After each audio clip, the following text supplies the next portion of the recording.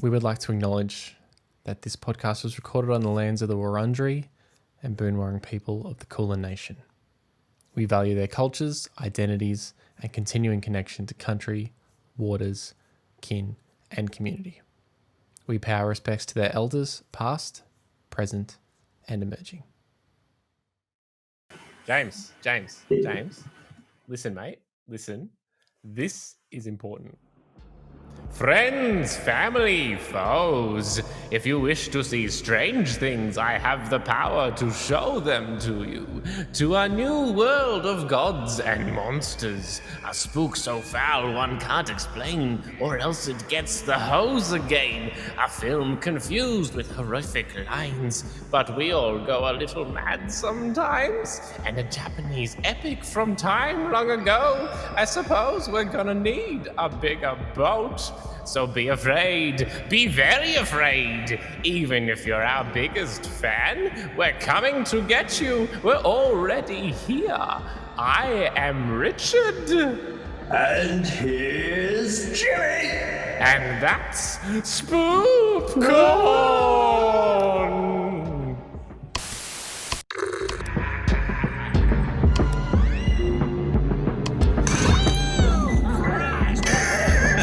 The Swifties. Wouldn't even harm a fly. Be my victim. Listen, mate, this is important. Trying to find energy. Get back off here and finish your watch! Shirley Temple bottles I've ever seen. Lucas, we're not playing games right now, honey. I thought you were real.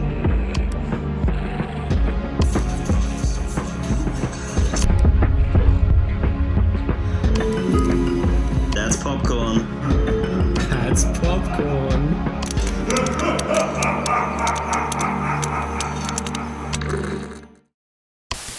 I'll draw the rest of this as a ghost. Ghost Jimmy. Oh, teared up doing that. Oh, I mean, it was very emotional. It worked better than I thought it was going to. I was halfway through it. I'm like, this is going all right. This is good. And then you're like, shit. Even I was sort of like taken back. I was like doing spooky faces. I'm just like, hey, hey, this is good. Hello. I'm just going to do Hello. I'm going to do the whole episode in this voice. Good. James. Yes. How you going? Good. I'm spooked out so much. So spooked.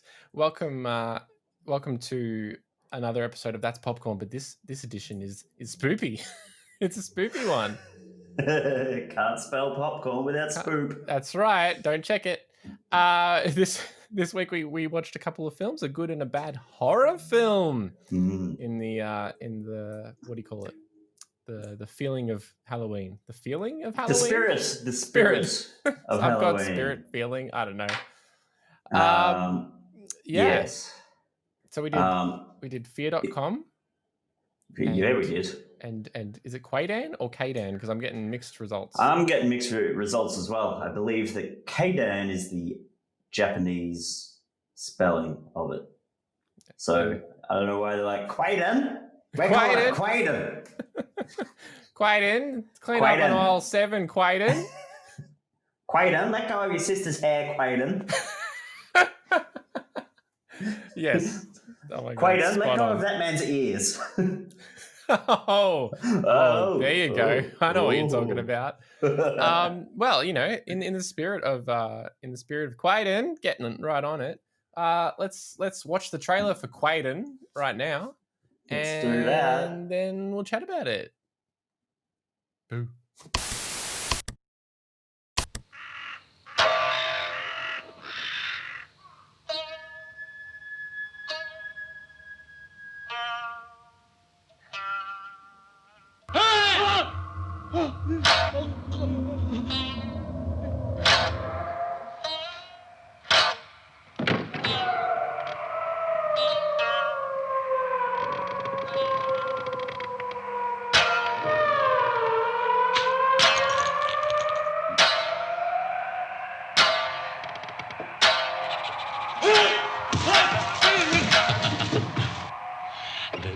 夢か。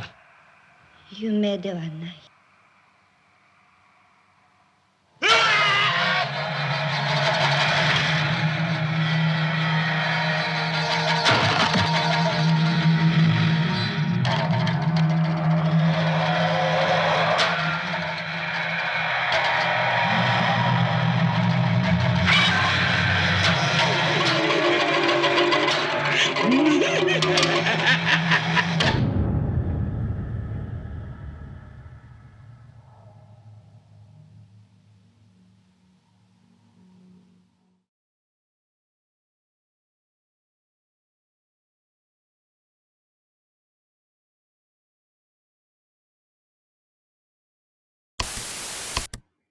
And that was the trailer for Kwaidan.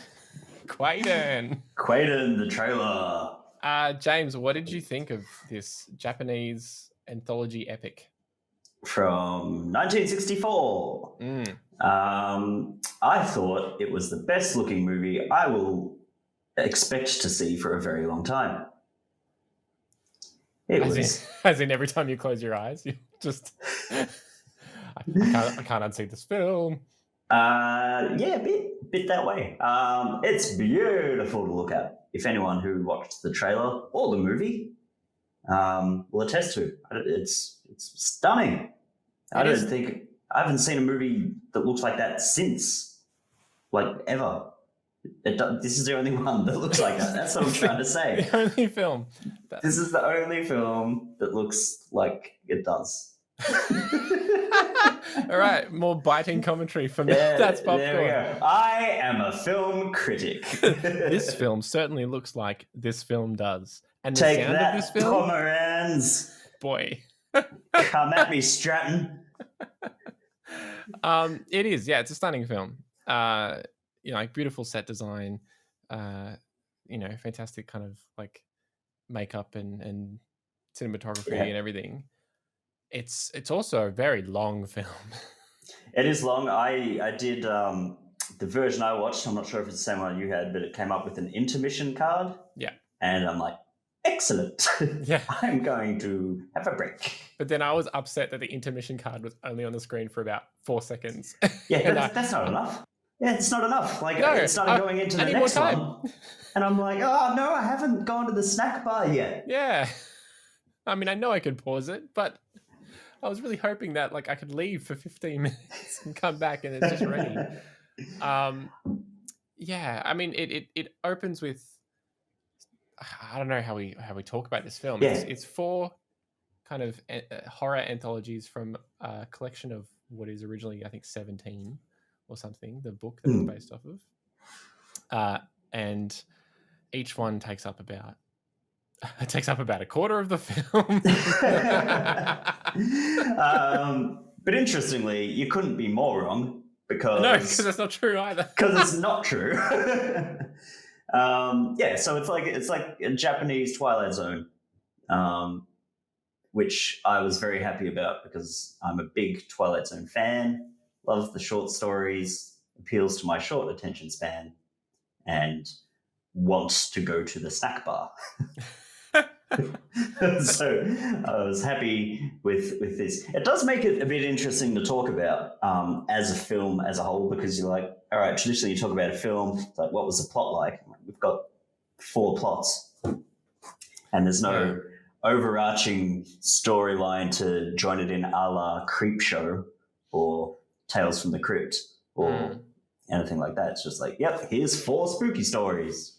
Yeah, and I feel like it almost, I thought it was threatening to kind of tie them together in the 4th one when he was talking about like a story that he couldn't finish or something. Ah, yes. But then it didn't, or if it did, it flew over my head. Yeah. Much like I think 80% of this film did. Yeah, there was a lot that I think harks back to sort of Japanese traditions that I don't know anything about. Yeah.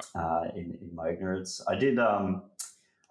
What I found interesting was the costumes, and they've got that hairstyle that I'd only ever seen in like traditional Japanese artwork, where it's like a big sort of mohawk type thing, and then saw people actually wearing that, and I'm like, that's not what I expected it to look like. Wasn't it a hat? I couldn't work it. I guess it was a hat, Yeah. but it's still the odd. big like Marge Simpson hat. Yeah, but And it's like a sideways. It's a 2D Marge Simpson hat that they're wearing front to back. Because the most suspenseful part of this film was when, I think it was in the first story, the guy's wearing that hat and he is so close to the ceiling, and I'm just waiting for him to like go up a step and just the hat go. I'm like, no, spooky. So should we talk about what the stories involve? Yeah, I think let's go story by story. So do you want to tell us about the first one? Yeah, what was the first one called? It was like the long black hair, I want to say. The long black hair. Is that right? I think that might be right. I think it was called like the long black hair. Or the black hair long. Black long hair. Long black hair. Black. The black long hair. Actually, I think you're right, because I feel like I started singing Eskimo Joe. Black long hair. Red wine. So it is about a man who leaves his wife because he finds out he's not happy living in an impoverished life, and wants to marry a witch woman, spooky, a rich woman. And so leaves her, and she's like, no, don't leave. And he's like, nah, I'm going to do it. And just want to say, his impoverished life, where he's living, looks mint. Nice. I'm right? like, if that's how poor people lived in whatever century Japan this was, I'm on board with that. I mean, that's a lot of money in Byron these days, that sort of open plan, like Japanese motif. It's very nice. Probably could use some more furniture. Each room looked a little bare. But apart from that. So he leaves and then marries this new rich woman, but he realizes that he doesn't like her. It's like, oh, I miss my old lady wife. And so he comes back home and he finds her, and she's like, I missed you. And it's a bit mysterious. But he's like, it's like it always ever was. And then he goes to sleep and wakes up the next morning, and she was dead the whole time. Right. Okay. So that's what happened. I was halfway through that story, and I'm like, I need to work out what happened to you. And I was just sort of talking and hoping that it was kind of on the right track. Because I feel like, and I feel like this is probably just attributed to my like lack of attention and the fact that I know nothing about Japanese horror stories, or I'm going to be right on the mark. But I feel like there was like a piece missing from a lot of these stories. So, for instance, that one, he goes, spoiler alert. I should say this at the start of the show. Spoiler alert. He goes back to his wife. His first wife, and then next day she dead, and he old fast. Yeah, he did old fast. Yeah, she dead instantly. He old fast, and then he house gone, right? Yeah, he house overgrown. He house overgrown. He house broken. He attacked by hair. Wife dead. So, he attacked by hair. Oh my god, I'm working this out live on the podcast. So because I was like, is there a connection to his second wife, spooky long hair bridal chamber girl? Yeah. And is that the connection, the long hair thing? Maybe. His wife's, because I thought what was going to happen, and maybe this is just my Western idiocy, was that like his second wife, who he was currently married to, who he'd left to come back to his first one, was going to like curse him or something. Yeah. I feel like that would have sort of joined it together. But maybe in my head, what happens is he goes home to his first wife, and it's a long way away. It's not like a close journey. And maybe this like sort of thing was in his head. He's like, okay, when I get back, it's going to be like it always was. And I love my first wife. It's going to be great. And then she says that line like, oh, we will be together, even if it's just for a moment. And he's like, what? A moment? For a What are you moment, talking huh? about? A moment. Put And the so kettle then on. and so he was like, it was all like a delusion. And then when he woke up, he's like, oh man, she was dead. She died years ago. I've wasted my life. Oh no, Yeah. hair's attacking me. Oh no! Hey. Ah. Yeah, and then it's just like done. He dead. Yeah.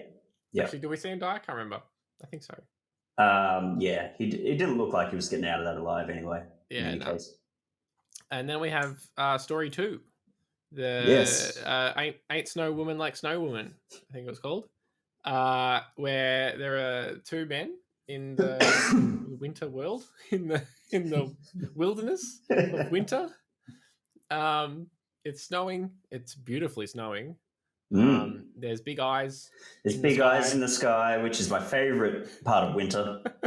I love it in winter. Everything starts to get cold. People start doing mulled wine. There's eyes in the sky. Multiple eyes. It's good. You can wear like more layers. Fashion's cool. There's a creepy eye in the sky. Anyway, he's in this little tiny house. So I'm waiting for like a YouTube video of someone being like, "Welcome to my Japanese tiny house." Welcome to my tiny house. And then there's this like T-posed scary woman, like white faced scary woman. She comes out, her arms are like, stiff. When you said T-posed, I thought you meant teapot. Yeah, I was like, that's not a reference anyone will get. She wasn't short and stout. And then she just kind of floats in. Actually, no, she doesn't float in. She just because when she leaves at the end, she's just like. So she comes in and then kills his friend for some reason. Who knows why? And well, he was old and he looked like he was dying anyway, and she was like sucking out his life or something. I don't know. Yeah, he was like a giant Ken doll, and then just had his life sucked out of him. And then goes over to him, and she's like, "You're a bit cute. I'm not going to kill you." Was there another reason? There was something else he said, like he was scared or something, or I think he was scared. He was just like a little bit innocent. She's like, "Oh, yeah, all right." And so she's like, "But you better not tell anyone about me ever, because I'll know." And I'm like, "You're gonna tell someone?" Yeah. I wonder where this story is going, because this is going to be either very short or very long if he doesn't ever tell anyone again. Yeah, like, we're just going to watch the rest of his life, and it's not going to have anything to do with this first part. I think it would have been scarier if nothing happened. And if he just lived kept you on edge. the rest of his life in fear that he might accidentally tell this story. Yeah. But who am I to write Japanese history horror? And then so he goes back to his mother, who you mentioned earlier for some reason. Oh, that's right. She was like, don't even tell your mother. I'm like, that's really specific. And then we're like, here's his mother. And his mother's like real sassy and take care of everything. And then he meets a woman when he's out and about. Oh no, his mother takes her stick backpack out for some reason. We're not sure where she's taking the sticks because they're inside the house already. So no, she was selling firewood. That's how they make money. Yeah, that makes more sense. You don't see people with stick backpacks anymore. It's a shame. It is a shame because it's a good look. It's a good look, right? It is a good look. Yeah. But yeah, he goes out and he meets this woman and then like helps her across a pond or something. I can't remember.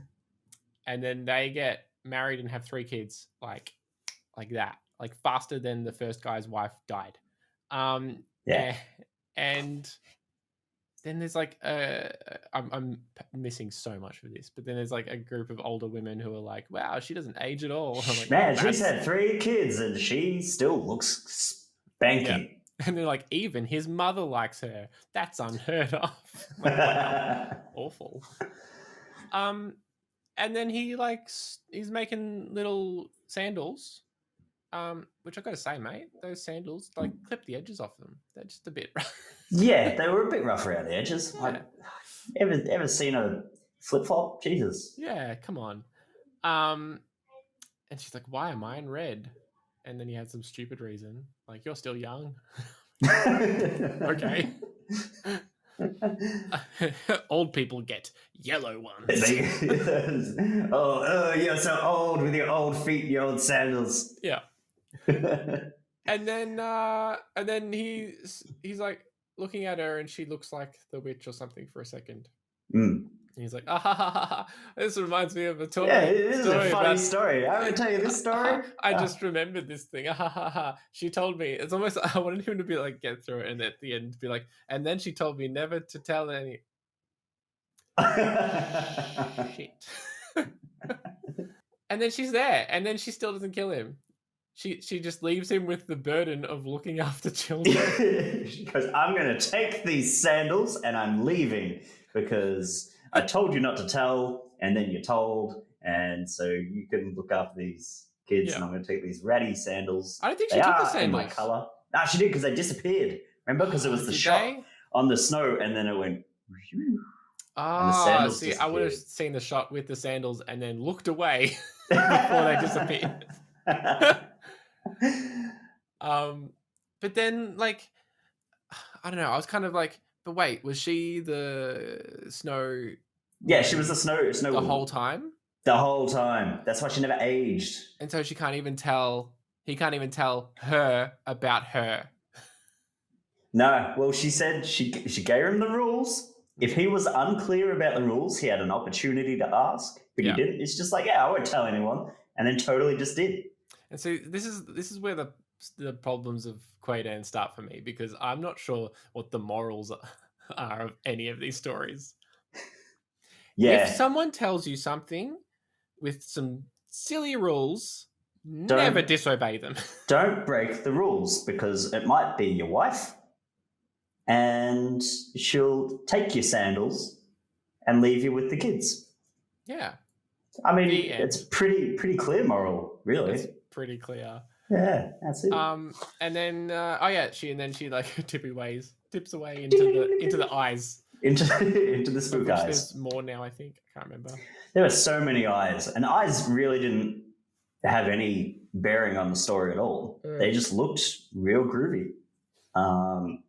I can imagine in like 1967 LA, this was a big hit in some of the cinemas, like only for the visuals. Like it's like, hey, let's take some of these LSDs, Timothy, and then we'll go watch this crazy movie. I heard there's a great scene with spooky eyes in the background, but this one was the one that was cut out of the American release. Like they cut out this whole story. Oh, did they really? I thought they only cut out bits of it. No, the whole thing.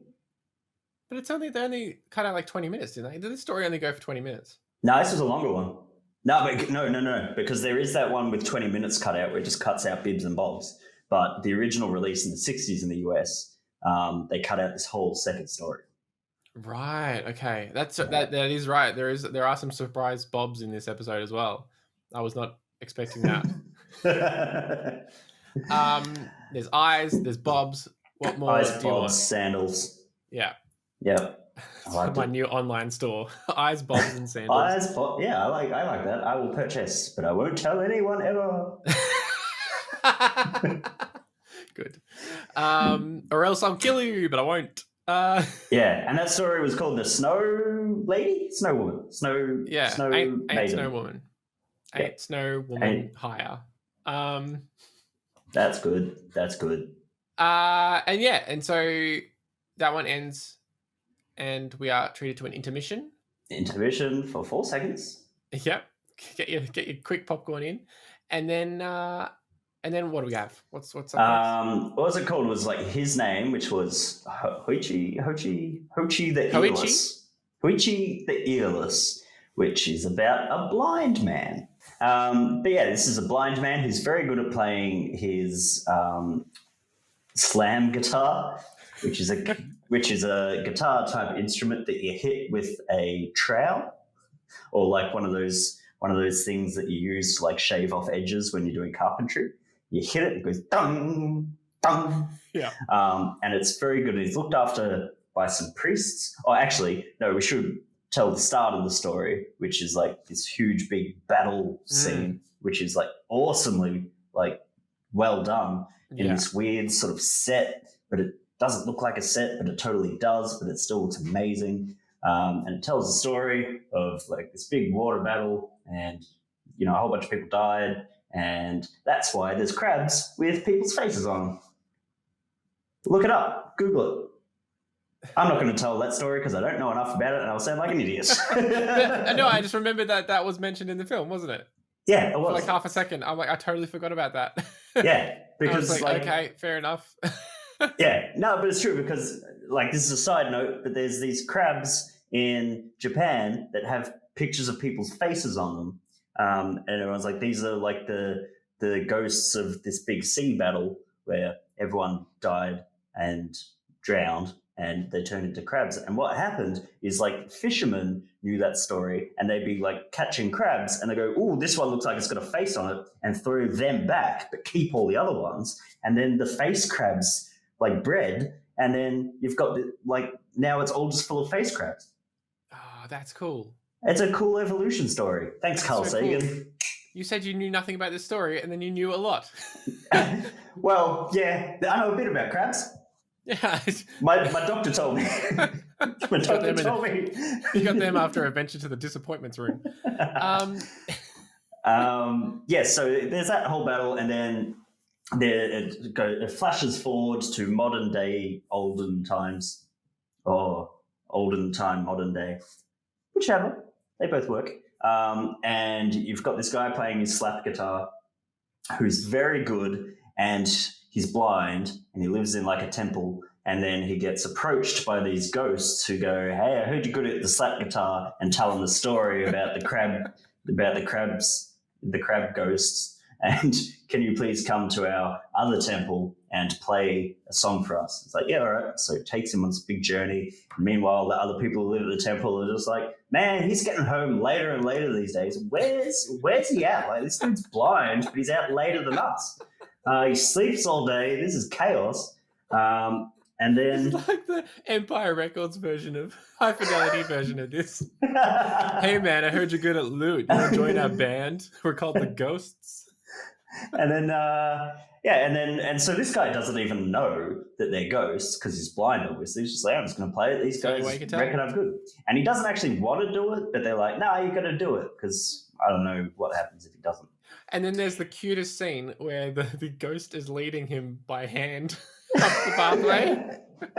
It's just like, I'm like, this big samurai ghost dude just holding the hand of this little boy.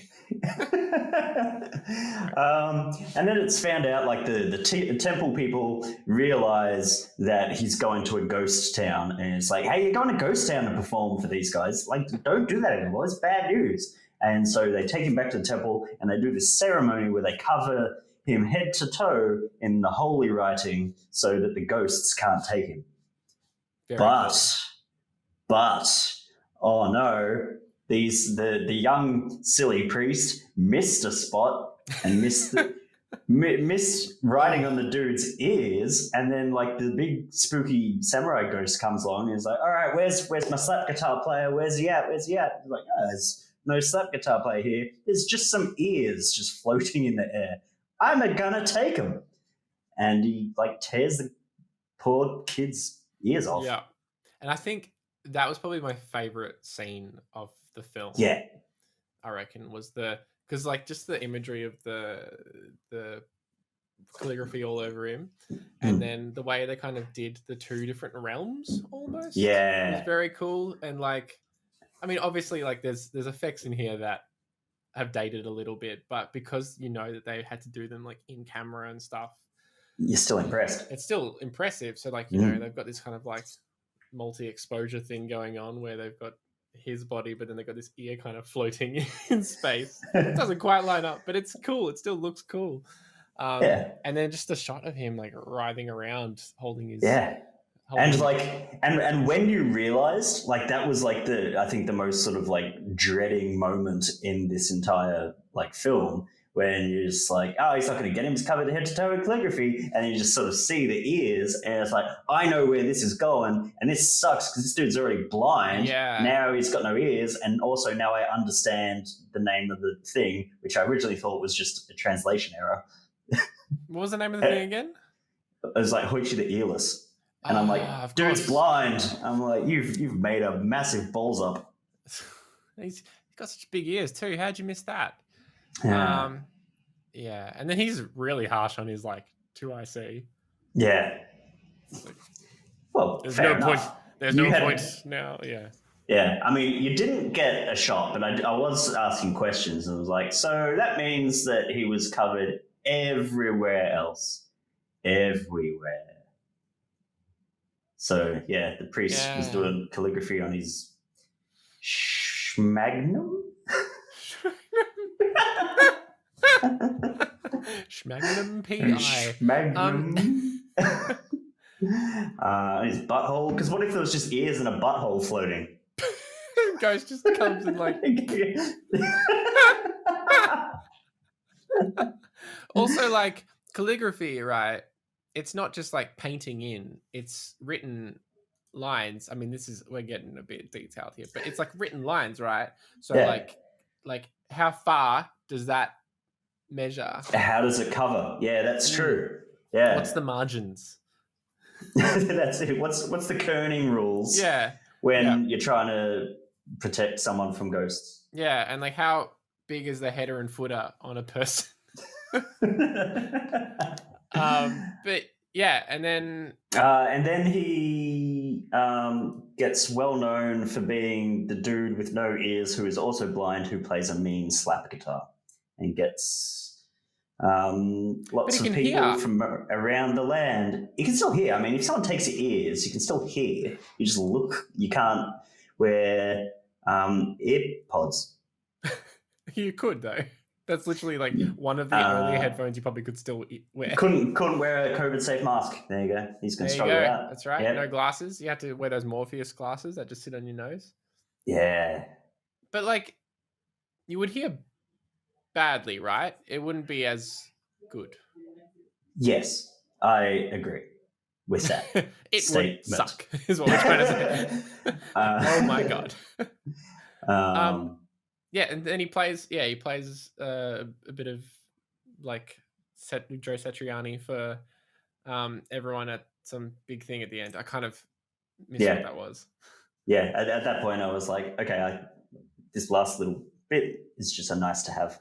Yeah, it's a bonus. Yes, Kwaidan bonus. Go, you talk. Oh. I did like some of the effects in that one. I think that was maybe the strongest story of the three. That was probably one of my favorites because you've got the big war scene. We didn't mention the like mass suicide that they do at the end of the. Yes, and they're the ghosts as well. Yeah. So they'll jump in the water and the water turns red. Like, that looks really, really good. It was just kind of a cool scene of like them kind of like that one dude going from like boat to boat to boat to boat, and then the fireballs were kind of fun. The spooky little tennis balls. I assume that they show up a bit in maybe sort of Japanese folklore, but I didn't know enough. Yeah. But so I was just like, yep, there's just some spooky tennis balls. Spooky tennis balls. It's just like they hit a smash in Mario Tennis or something. That's it. That's a power-up smash. And then there was like the goofy dudes that work at the temple as well. Yeah, there's a little bit of comic relief in this vignette. Yeah. Oh, it's raining. Oh. That rain though, it's like that looked gnarly, and to think they did that on a set and stuff. Yeah, that's insane. Like that's what always was sort of taking me out of the stories. Like something, there'd be a shot and I'm just like, this is in a soundstage. This is amazing. Yeah. But I think some of the cool stuff about it is that and it's something that I think people could learn more from now in some filmmaking, is that like there's all this people kind of striving for like hyper realistic effects and stuff, and you never get there. So it's just like, just embrace the fact that you can paint a giant eye on the wall and have the characters know that that's the sky, and you don't need to believe it's the sky. Like it's fine for the purpose of telling a story. Whereas if you know, Yeah, no one's watching a movie and then thinking this is real, right? Like nobody, Yeah. no one does well, that. Like you go to some the people movie. are, Well, we'll get to FearDotCom later. But yeah, I also thought the striking part about this one was like in the big battle scene, the lack of sound. Like it is like silent with just the odd sort of like spooky thing, and then even when the shot is showing people like screaming and fighting, it's very bare. It's just sort of this ow every now and then. Oh. It's kind of like that throughout the film. There's the weird use of sound where sometimes it's in sync and sometimes it very much isn't. And it's just like yeah, I wasn't sure if like the version I had was missing some of the audio channels, and I was like, I'm only getting like the front sound. I'm missing I felt out like that so sometimes. much. And then I read about it and I was like, okay, this was intended. That's cool. That's interesting. Yeah, and then it brings us to the last one, which is a cup of tea, a spooky tea boy. Tea pose. I'm a little teapot man. Yeah, I'm a little teapot man in your cup. So I don't really remember this one that well. I do. I thought this one was real spooky. I thought this was like had the scariest like visual thing. Like I'd be proper scared. If you want to talk about it, what you do remember, I'll fill in the gaps and some more stories about some evolved crabs, or in this case, tea. Ooh, we'll do the history of faces tea. in tea. Yep. You're a historian, but you only know about faces in things. Yeah, faces on crabs, faces in tea. Yeah. There's a guy looking. Is he looking in his tea at the start, or is it just a pool of water? I felt like it was just a pool of water, but it might have just been an effect that. Yeah, it could be quite large or something. Anyway, he sees a reflection of this spooky ghost boy, and then he keeps seeing him, and he's in his like house or something. He's like a samurai, right? Or he's a soldier or something. I don't know. He's spooky. Some sort of Japanese cop or something. He's well dressed, if nothing else. Well, because he's got a bunch of mates who are all like in the same sort of outfits and stuff. Yeah, I think they were like the foot soldiers. Yeah. And then he goes out and he tells everyone, there's a ghost, and he faded away into the wall. And they were like, ha ha ha ha, that's not true. Of course. And then it is true. And then 3 guys show up, and then he fights them, and he can't fight them because they're ghosts, but then he can fight them. I don't remember or understand anything else. Yeah, so that happened, and he fought them, and he thought he beat the ghosts, but then he didn't, and then they got him, and then it went back to the framing device of the story, which was the old man who was writing, and the old man had disappeared, and then like the friend and the housemaid are like looking for the old man, and goes, all right, well, we're looking for the old man, let's find some tea, and then he makes tea, and the old man is in the tea, or something. Is it tea? I thought it was like a well.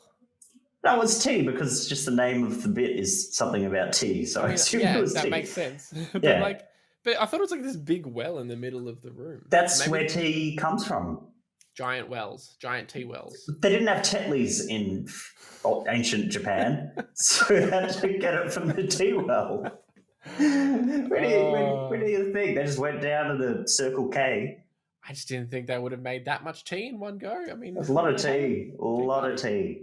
But yeah, and then he's just in there going like, hello. Help. I'm stuck in here.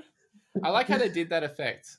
At least I think I like how I did that effect, because it was kind of like he was clearly just in a bucket or in a hole or something. But then they somehow had put like a little bit of a water effect at the top. Yeah. I don't know if it was just like a double exposure thing or whatever, but it was cool. I liked it. It was cool. And then that's it, right? That's it. That summed it up. Yeah. Things I will note about this movie. I didn't know how wild eyebrows got. There's some interesting eyebrows. I like eyebrows like I'd never seen before. Yeah, well, I mean, they had like kind of like permanently painted on surprised look for that one. Yeah, and not just surprised look, but like surprised, but my eyes are real far apart. But also the eyes aren't, so they've just got these like super, like there must have been 30 centimeters between those little raised eyebrow bits. Yeah, it's like 3 AFL footballs. Yes, which is now the accepted use of measurement. That the little emperor girl was very cute. Yes.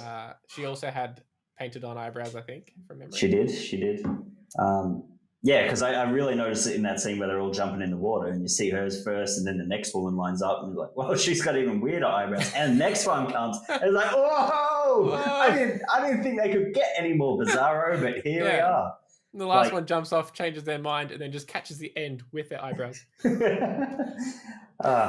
was, eyebrows was a big call out there. Yeah.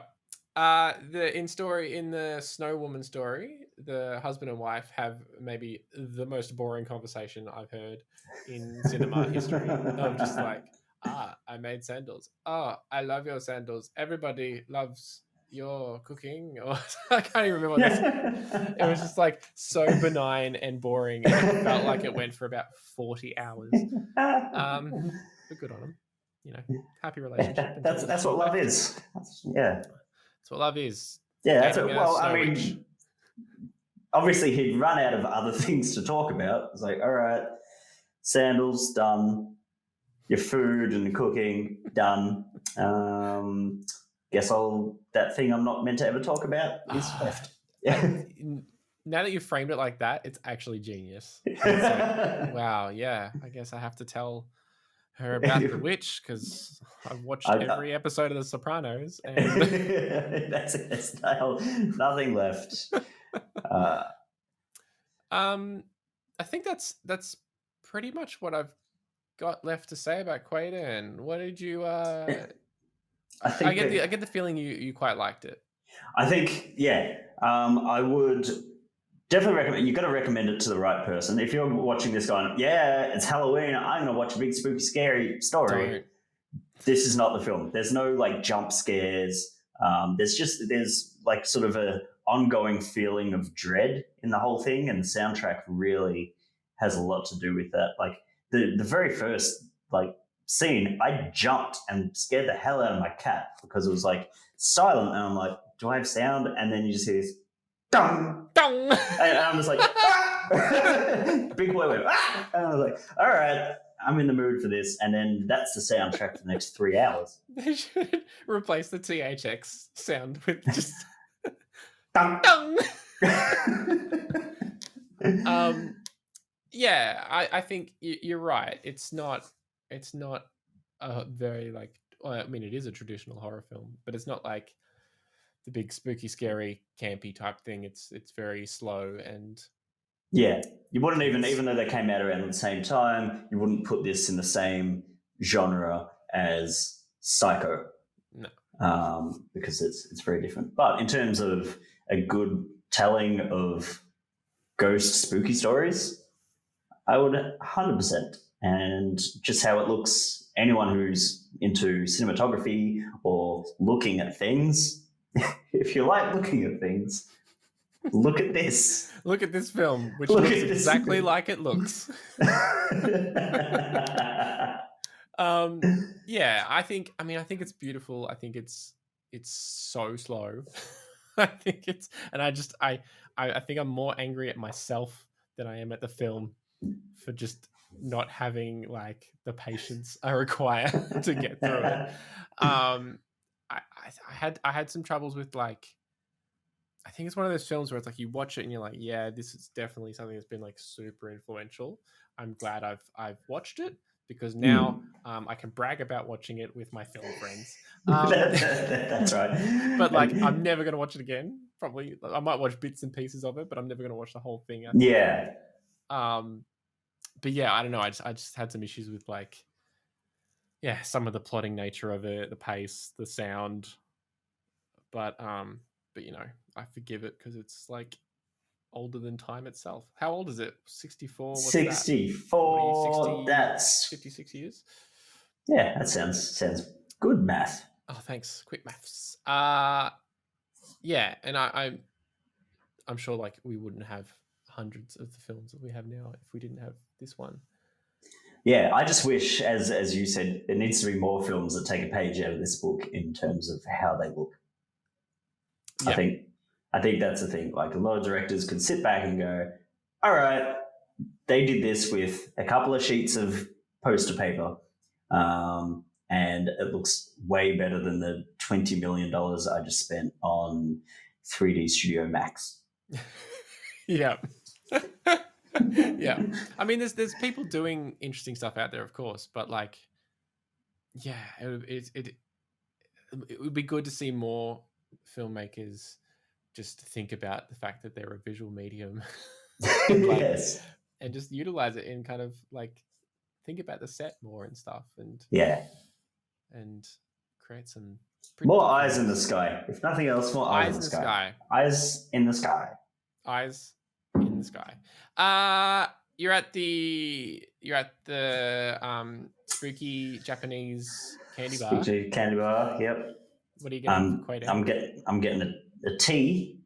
Getting a little cup of tea. Looking at the tea, I'm going to see a scary man, and my first reaction is going to be, and I look around, and I look back in, and the little man winks at me, and I'm like, I'm going to get a different tea. And I ask the person at the counter for a different tea because that one just didn't sit right with me. And the spooky little man's going to be in this tea as well. And I go, you know what? This intermission was only 4 seconds long. I got to get back to the film, and I'm just going to gobble down that tea. Yeah. Oh, man and all. Oh, yeah. The man is me now. Yeah. Well, luckily, when you get back to the cinema, I'm sitting there with a bunch of face crabs. So, bunging down some face crabs. Yeah. I don't know if that is a good metaphor for how good the film is or not, but it's the one we're going with. We watched another film, James. Yep. For which you can see the trailer now. Yeah. Yes. Welcome back. That's good. There's no chance of me doing that. That was none at all. I think I just broke half of my office trying to do that. Welcome back. That was the trailer for FearDotCom. .org. FearDotCom. Do you want to run through the premise? I think I would like you to. Damn it. And I might just. Well, let's see what we can piece together. Let's do it as a team. Together, yeah. Yeah. I'm just going to log into this website, fear.net.com.au. So FearDotCom is a spooky film. Well, it's a film. A movie. Yep. I don't know. Spooky poster. It's got a spooky poster. Definitely spooky poster. Spooky poster. Definitely. So we're following Stephen Dorff's character, who I want to say his name is like Michael or something. I don't remember. Mike. I think it's Mike. It is Mike? That sounds okay. Good. I think it's Mike. Good guess. Good guess. I mean, I've seen the film, so. And there is a murder, or there's a death at least, that they come across. Dead person in the subway. I've missed the whole intro sequence. So the intro sequence, we're following this guy down into a subway, not to buy a submarine sandwich. But it goes into an actual train subway, and then he sees little baby like Sia girl with the blonde hair and like a white ball playing on the train tracks, which are electrified. Is that actually a thing? Yeah, the third rail. Don't stand on the third rail. We don't have that here, do we? Electrified rails? Maybe. I don't know. Anyway, I've never gone down and checked. You never tried to save a little baby Sia girl? No. Yeah, so she's a little girl in white with like white hair, and she's got this weird white netball with no seams. I don't know what the ball's meant to be, but anyway. I think it was Newcomb ball. Newcomb? Yep, Newcomb ball. It's a sport. Look it up. Okay. And you'll see a picture from that sport on the screen right now. If I remember to do that. And he's like, oh, no, don't be down there. and he goes down there as well. And there's a train coming, of course. Although this subway looks like no one has ever been to it. It's not busy at all. Yeah, so maybe the train's a ghost as well. Who knows? And then he is it's the train's incoming. He goes up against the wall to like hide away from it, but then I think he sees the girl again, and so he comes out to help her. He just goes, "Wah!" And like then, he just jumps for no reason. Yeah, he comes out in front of it, and then like CGI flies away. It looks awful. And then he dead, and he's got a look of fear on his face, and then the cops find him and stuff, and then he's holding this book or something when he died, because of course he is. So far so good. Yeah. You're not sure? Good. Okay. Yeah, I've just got about 10 more questions added to my giant list of questions about this movie. Yeah, he's just carrying this random book around. And then a lot of bad ADR happens. No one in this film who speaks their lines line up with their faces at all. Okay, it's never gonna happen. And then Stephen Dorff's character Mike, Detective Mike, goes and finds the body, whatever. But then they also find a videotape, or the book, or the body. I can't remember what order everything happens in. But anyway, they find the body of this girl in a bathtub. Because that's after, because he goes back to the station, and then there's a German boy that comes in who's Tim who's bleeding from the eyes, and he goes, "Oh, put him in a cell by himself." Like, yep, good. He's COVID safe. Oh, that's right. There's a whole bloody like COVID scene with hazmat people.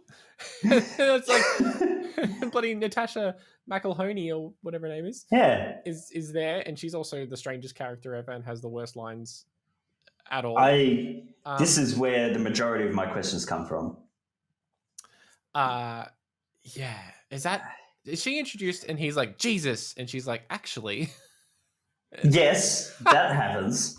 that happens. Also, she works for the Department of Health. So yes. he rocks up at this crime scene. No, he goes to this apartment where the German boy lived and finds the German girl is dead in the bathtub. Yeah. But she's there as well, even though she's from the Department of Health. She goes, "It looks like Ebola." Now, I don't know enough about Ebola, but I don't know if something can look like Ebola. Well, if it looks like Ebola and it talks like Ebola. But then but then she finds the videotape, and then she becomes a policeman. She becomes Michael's partner. Yes. As a police partner. They also become like romantically involved, I think, but there's no chemistry at all, so I don't know how that happened. Yeah. There is none. Although she's very happy when she steps outside and she goes, "The sun's out." And she puts her sunglasses on that she was already holding. So she already knew that the sun was out. She has more authentic chemistry and dialogue with her cat than she does any human in this film. And then, look, I think trying to explain everything that happened in this movie is not going to happen, because it's got 15 million ideas and it doesn't execute on any of them well.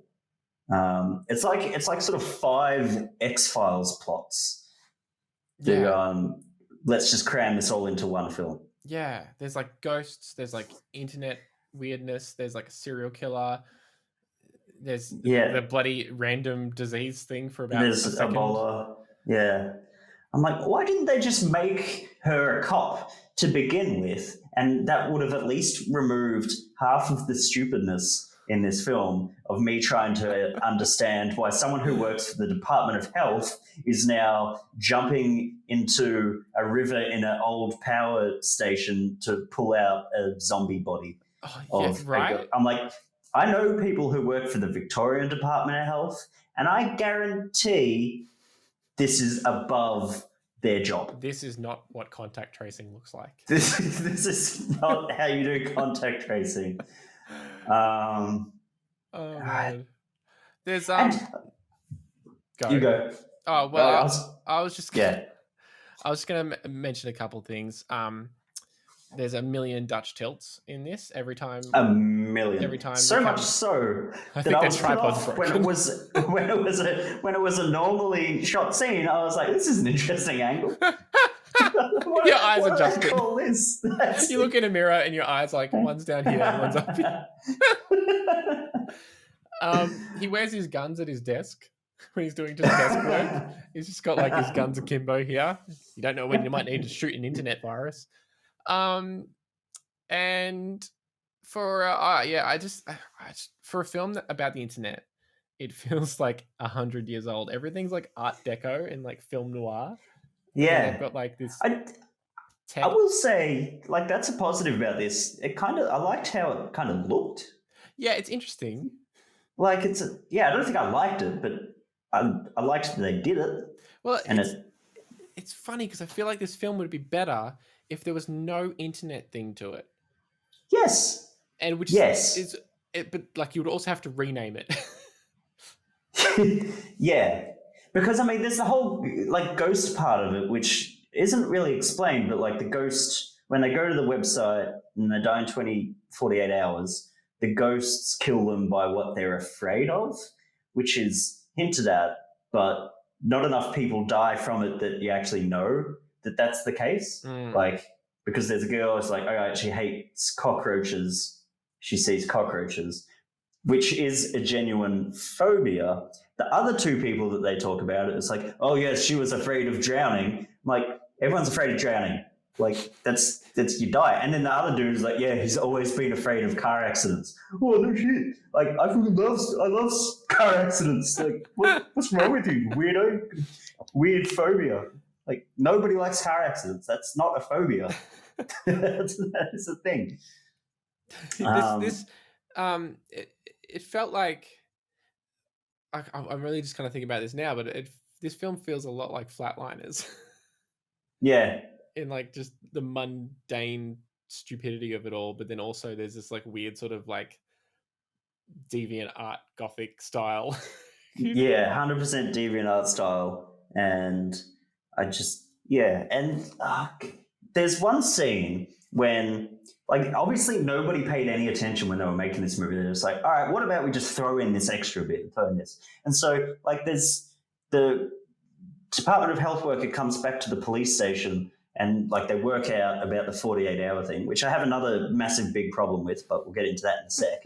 But she goes, this must be what that German boy was trying to tell us. She wasn't even in that scene. I didn't notice. She didn't know about the German boy. Like, when he was bleeding from the eyes in the police station, she hadn't been introduced. She didn't know that happened. So I don't know what she's talking about that. And then the other part is, so you go to this website, you log on, and you see bad GIFs. Yeah, it looks like that Jackbox game. It looks like Trivia Murder Party. It does. It is exactly that.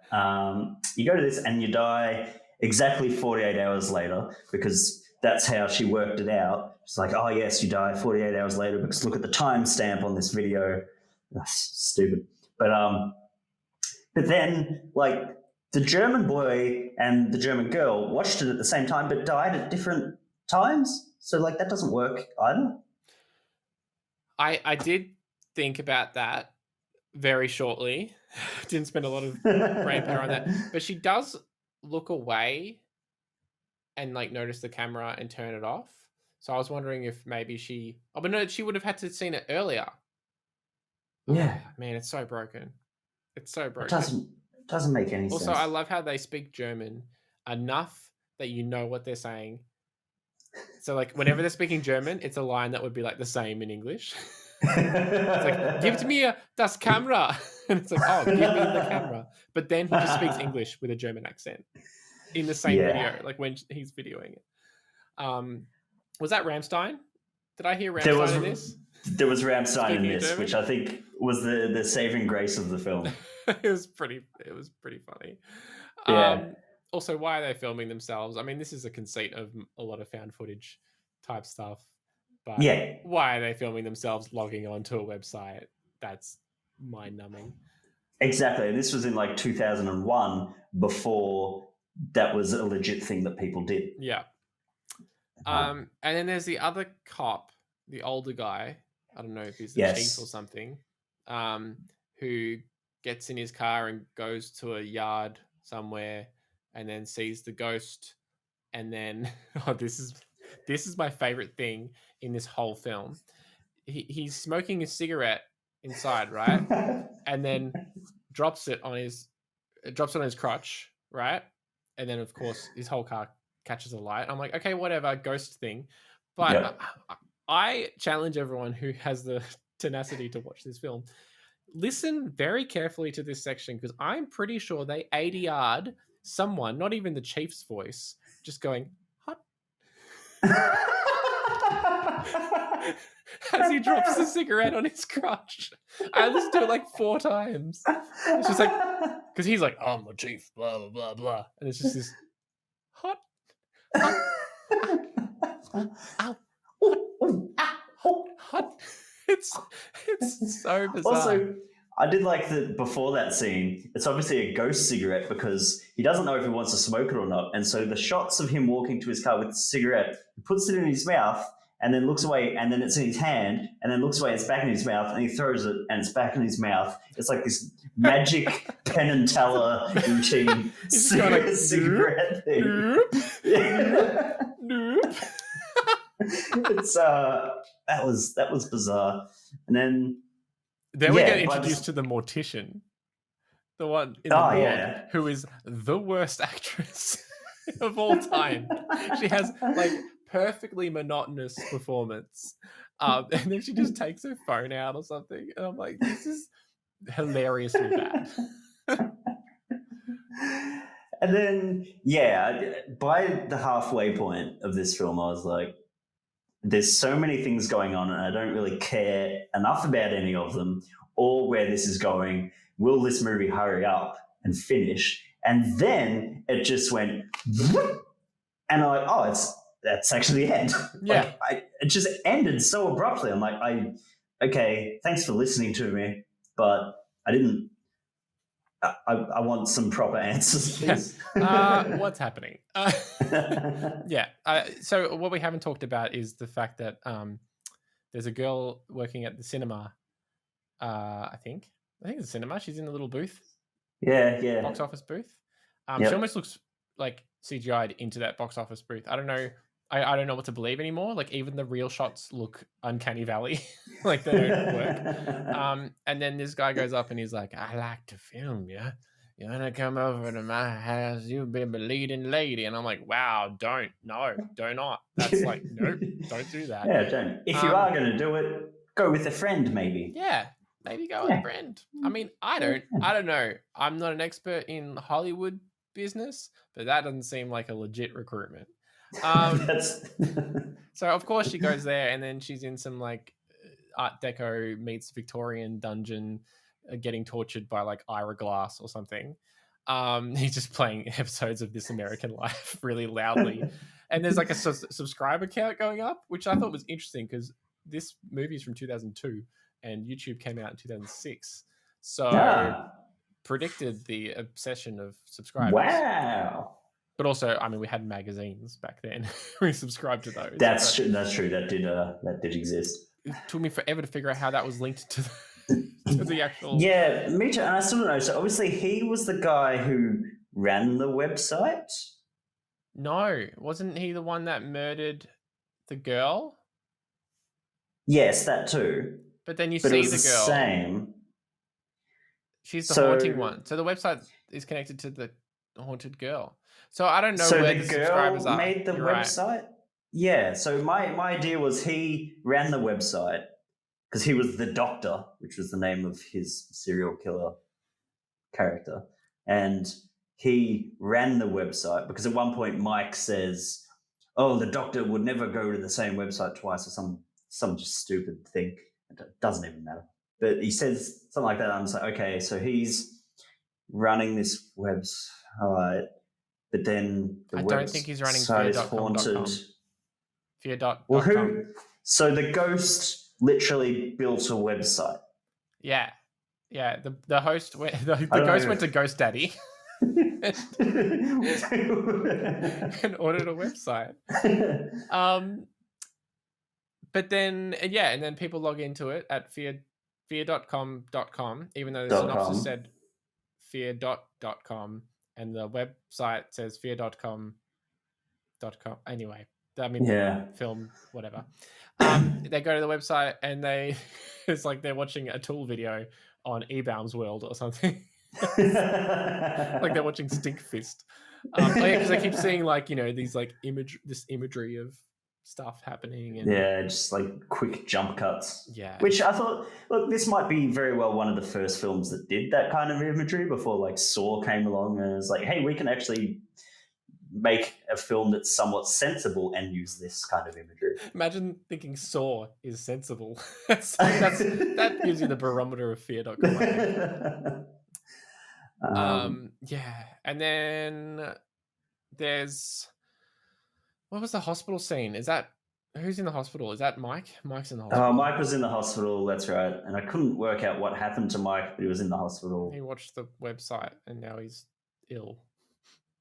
Yeah, he got sick. He got a virus. There you go. There we are.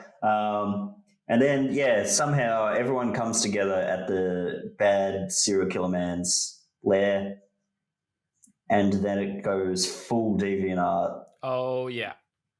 Yeah. Like, doesn't hold anything back. Guilty. It's just... it's really bad. It's really, really bad. And I couldn't work out because, that's right. So she works out, the Department of Health person who knows everything other than what Ebola is, apparently, works out that to kill the bad serial killer man, she needs to put the website back on to him. Yes. And so she goes, hey, buddy, look at this. And shows him the website and he goes, no. And because he's... Yeah. So, and then in doing that, it meant that the ghost that had the website was free of doing it so she would no longer die having seen the website because I don't know. I'm really confused, Richard. Remember when Natasha went to, I don't know what her character name is, Doctor. No, she's not the doctor because there is a doctor. Anyway.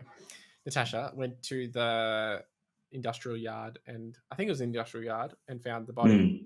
Yes. Same location. Yep.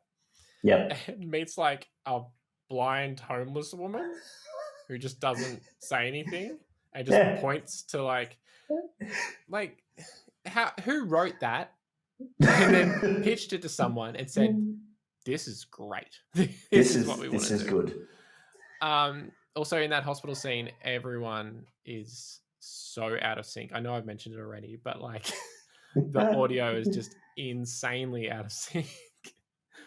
That's just I'm so confused just by all this movie. Now, the really interesting thing is, and we touched upon this last week, is that we said it's pretty much just The Ring, but with a website instead of video. Like, cool. I think anybody who did this, who like saw the synopsis of this film, would make the same conclusion. Now, just to prove what an absolute failure this film was, it came out before The Ring. No, it didn't. The remake, the American remake, I should say. Yeah. So, I'm just like, this stinks. It's because the American Ring, I mean, I haven't seen it in a while. I'm sure it's hasn't held up as well, but at least has some sort of a thought process behind it, I guess. Yeah. But just like, don't over confuse your horror films. Don't try and put everything in. Just focus on one thing. One idea. I think if one of these ideas was done well, it could have been an okay movie. But because as we said, like, it doesn't look bad. It's well made from a budget, except for like some of the schlocky DeviantArt effects. The sort of mood setting and like the way everyone's apartment is really big, but it looks really yuck. It's raining all the time. It's like Dark City, but Yeah, was it's like a interesting. Joel Schumacher, Tim Burton Batman film or something. It's Yeah, like I think that part's done quite well. And if they had have just spent a bit more time working on the story, plot, acting, dialogue, pacing, yeah, everything, you might have had a decent movie here somewhere. Because the poster looks scary. scary poster, right? Scary poster. Scary poster. At no point in the movie was I scared. There's no jump scares in the movie. There's no.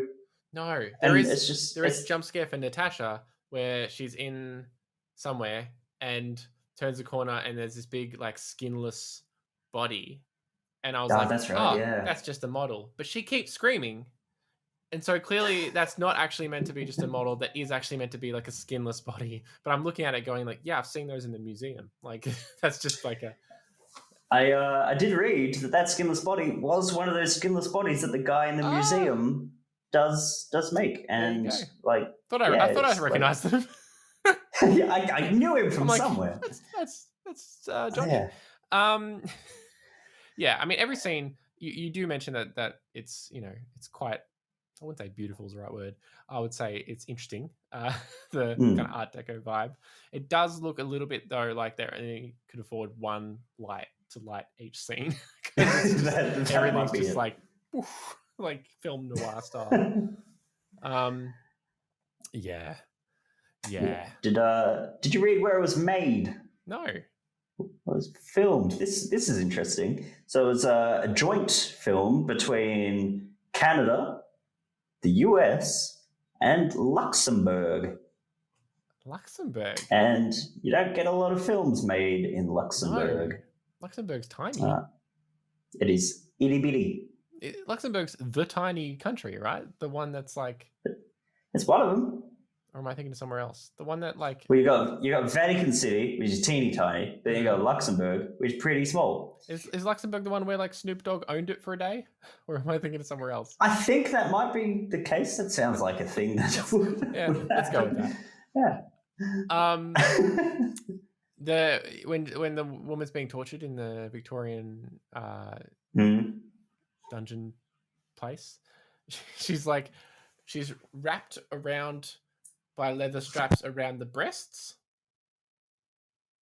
You right? Oh, I've lost your audio. There we go. I just got so into doing that so spooky that I hit my microphone. But she's in the dungeon, right? And she's wrapped with this leather, like just carefully placed around her breast in like almost like a censorship type thing. And I'm like, okay, fair enough, they're doing that because the actress doesn't want to be topless. But I will say, doesn't make sense because you could just like wiggle out of. But then she's released, and it's just like upside down calculator booby city. So clearly that was just intentional. How just do it around the torso, like that's gonna be. Anyway, I'm not going to tell him how to torture people. Yeah, dude, there's so many questions. More questions than answers. When you watch a movie, you want to come out of it with less questions. That's right. Do you remember Hotbox? Do I remember Hotbox? Yeah. In this film? Is this a trap? Hotbox? No. Every time they type the URL in or anything into the computer, it's typed in the Hotbox at the bottom of the screen. Also, when they are typing stuff in, they're typing like www.fear.com or whatever it is, whatever. That font that they're using means that their computer looks like that. Like that's not that's the website. That's not fear.com. Yeah. That's the design. That's in this alternate world where they've got this weird papyrus-looking font, which is on every web browser. Yeah, like they for their version of Netscape Navigator, they picked the theme of like whatever. Yeah. HR Geiger. Yeah, that's fear.com. That's fear.com. Yeah. You're at the snack bar, James. Oh yeah. You're ordering online ahead of time. You're headed to snackbar.com.com. What do you do? Oh, this is a hard one because nobody really eats in this film. No. There's no food. Is there?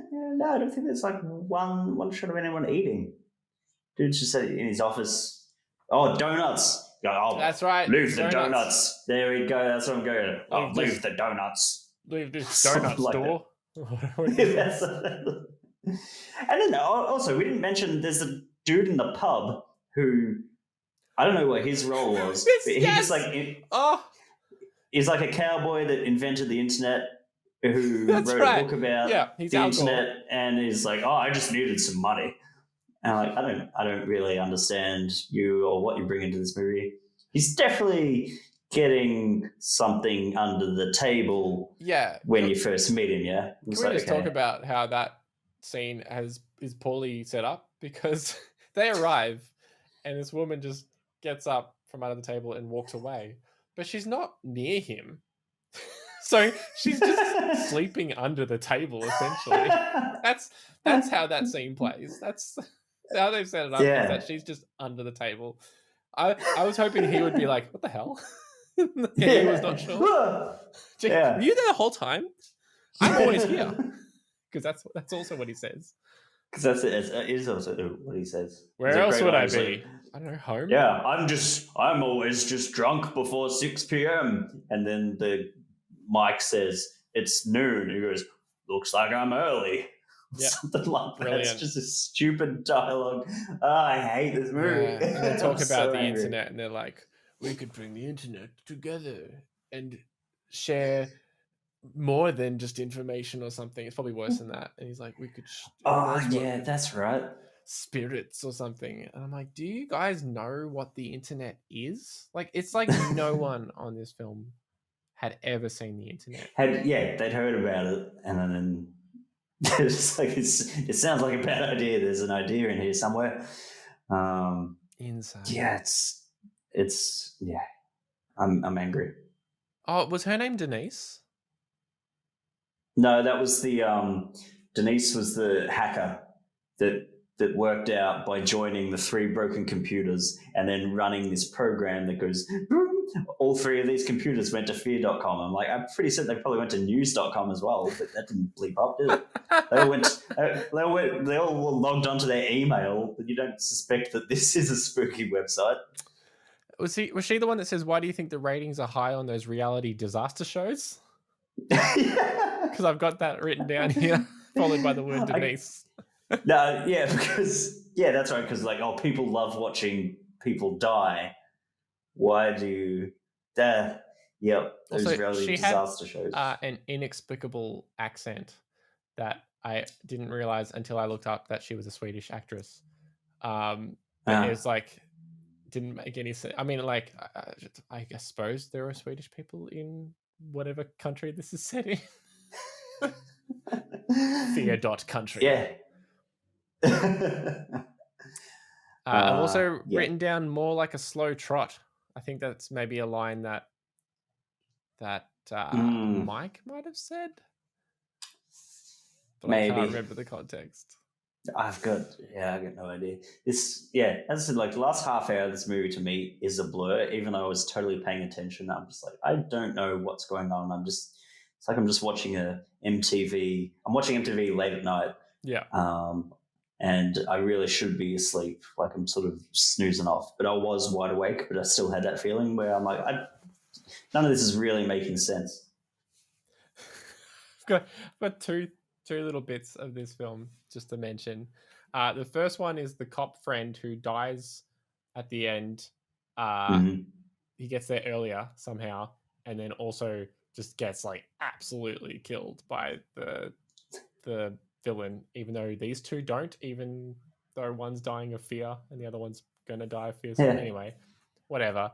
He has the great line of artists at the start of the film. Good on you, mate. And then also when they're in the German's house, I think it's the German's house, she finds something, maybe it was a tape or something, I can't remember. And she goes, do you have a plastic bag? And he goes, "That's evidence." And she goes, "Yeah."